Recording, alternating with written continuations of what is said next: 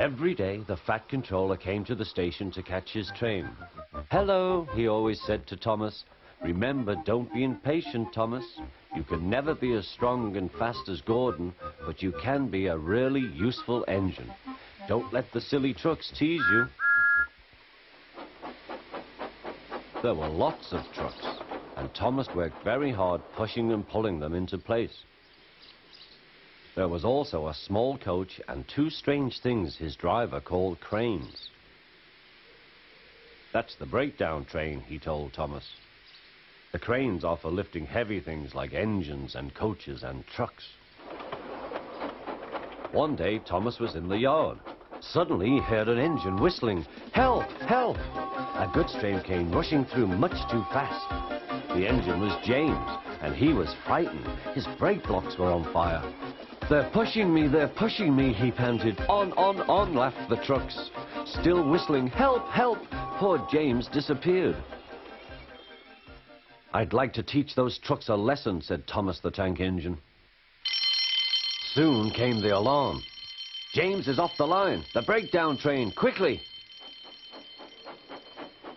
Thomas was coupled on, and off they went.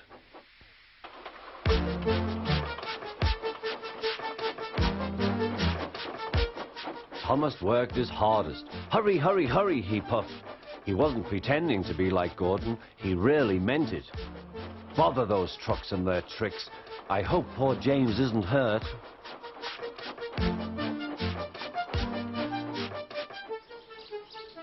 James's driver and fireman were feeling him all over to see if he was hurt. "Never mind, James," they said. "It wasn't your fault. It was those wooden brakes they gave you. We always said they were no good."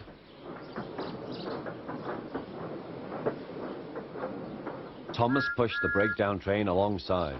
Then he pulled the unhurt trucks out of the way. "Oh dear, they groaned." "Serves you right, serves you right," puffed Thomas. He was hard at work, puffing backwards and forwards all afternoon. "This'll teach you a lesson, this'll teach you a lesson," he told the trucks. And they answered, "Yes, it will, yes, it will."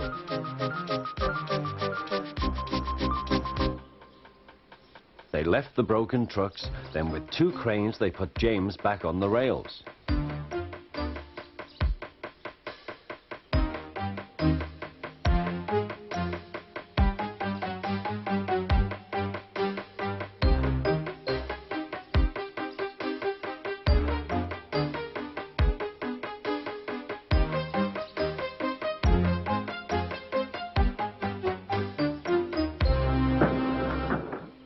He tried to move, but he couldn't, so Thomas helped him back to the shed.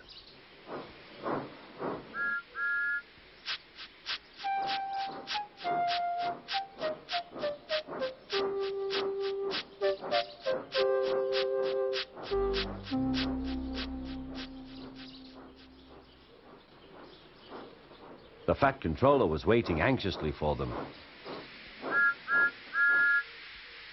"Well, Thomas," he said, "I've heard all about it, and I'm very pleased with you. You're a really useful engine. James shall have some proper brakes and a new coat of paint, and you shall have a branch line all to yourself." "Oh, thank you, sir," said Thomas.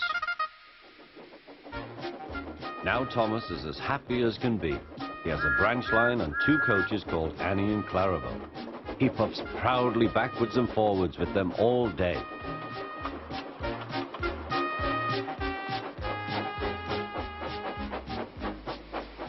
He is never lonely. Edward and Henry stop quite often and tell him the news. Gordon is always in a hurry, but never forgets to say poop, poop. And Thomas always whistles peep, peep in return.